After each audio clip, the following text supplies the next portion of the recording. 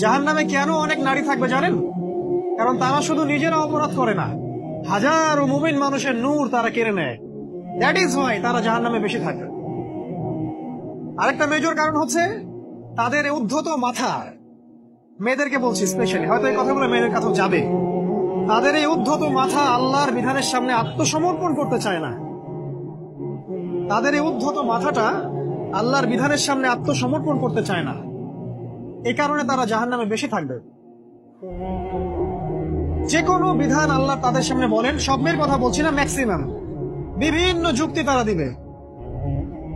সামি'না ওয়া আতা'না এই পর্যায়ের না, যুক্তি দিবে। পর্দা করলে কি এখন কেমন করে চাকরি করব, পর্দা করলে কেমন করে পড়াশোনা করা যায়, এখন তো যাইতেই হচ্ছে, কিছু তো করার নাই, বিভিন্ন যুক্তি, হাজারটা যুক্তি তারা দিবে। কে জানি তাদের ব্রেইনটাকে পুরো ওয়াশ করে ফেলছে। রাসূল সাল্লাল্লাহু আলাইহি ওয়াসাল্লাম বলেছেন, দাজ্জালের শেষ অনুসারী হবে এক শ্রেণীর নারী। মাশাআল্লাহ, দাজ্জালের শেষ অনুসারী হবে এক শ্রেণীর নারী। তাদেরকে ঘরে ইসলামিক অনুশাসনে রাখার জন্য বাবা, ভাই, স্বামী শিকল দিয়ে বেঁধে রাখবে, তারপরেও তারা শিকল ছেড়ে বের হয়ে যাবে, আটকাতে পারবেন না, because of their mind is brainwash. এ কারণে দেখা যায় তাদেরকে যখন কোনো বিধানের কথা আপনি বলবেন, তাদের এই উদ্ধত মাথাটা আল্লাহর বিধানের সামনে অবনত হতে চায় না, বিভিন্ন যুক্তিতর্ক তারা দেয়। এই কারণেই তাদের সংখ্যাটা জাহান্নামে বেশি হবে। আরো কারণ আছে, রাসূল বলেছেন সারা জীবন তাদের জন্য করবেন। স্পেশালি তাদের উদ্দেশ্য করে বলছি, যাদের অ্যাফেয়ার আছে, যতই করেন, যত কিছুই করেন না কেন, আপনি যদি তাকে ভোগ বিলাস এবং পার্থিব সুখ শান্তি দিতে না পারেন, সে আপনাকে চিনবে না এক সময়।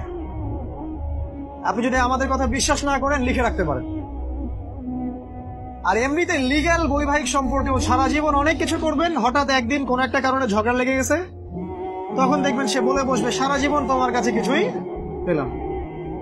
আমি নারীদেরকে ছোট করছি না, তাদের কিছু কিছু পয়েন্ট বলছি, এইসব কারণে তারা জাহান্নামে থাকবে। আমি একটু এই কথাটা না বললে জাস্টিস হবে না। রাসূল সাল্লাল্লাহু আলাইহি ওয়াসাল্লাম মেরাজে গিয়েছিলেন, আপনারা জানেন। তিনি মেরাজের রাতে অনেক অলৌকিক জিনিস দেখেছেন, নবীদের সাথে সাক্ষাৎ করেছেন, ইভেন আল্লাহর সাথে কথা বলেছেন, আল্লাহর নূর দেখেছেন।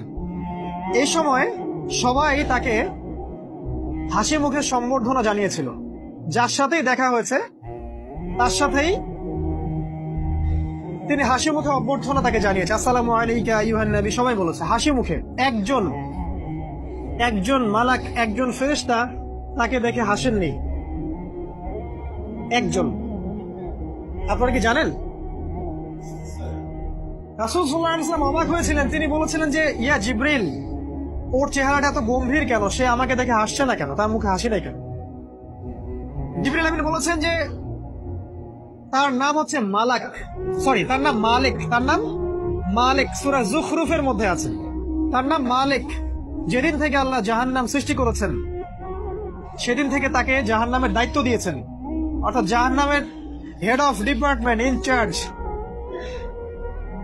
সেদিন থেকে তার মুখের হাসি উঠে গেছে। আমরা দোয়া করি আমরা যেন তার সাক্ষাৎ না পাই। তার কাছে পারমিশন নিয়ে রাসূল সাল্লাল্লাহু আলাইহি ওয়াসাল্লাম জাহান্নামের দিকে তাকিয়েছিলেন, ভিতরে দেখেছেন কি আছে। তিনি পরে যা ব্যাখ্যা করেছেন তা হলো, আমি দেখলাম সেখানে খালি মেয়ে আর সেখানে খালি নারী আর নারী। এই হাদিসটা আপনার মাকে বলবেন, আপনার বোনকে বলবেন, আপনার মেয়েকে বলবেন, আপনার স্ত্রীকে বলবেন। এই হাদিসটা যদি কারো হৃদয়ের মধ্যে গেঁথে যেতে পারে, তার দ্বারা অন্যায় করা সম্ভব না।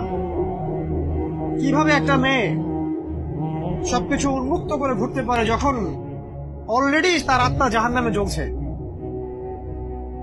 অলরেডি, কারণ ভবিষ্যৎ তো আল্লাহ জানেন। যেমন উমর রাদিয়াল্লাহু আনহু এর ঘর জান্নাতে আছে, রাসূল সেটা দেখে আসেন নাই? এসে উমর ইবনুল খাত্তাবকে বলেছেন না যে আমি দেখে আসছি তোমার ঘর, আমি ঢুকিনি তোমার ঘরে তোমার আত্মসম্মানের কারণে। তার মানে তিনি পৃথিবীতে বিচরণ করছেন, ঘর তো জান্নাতে অলরেডি তৈরি হয়ে আছে। মেয়েরা দিব্যি ঘুরছে এভাবে, এবং তারা মোটেও সচেতন না তাদের ঘর হয়তো বা জাহান্নামে রেডি।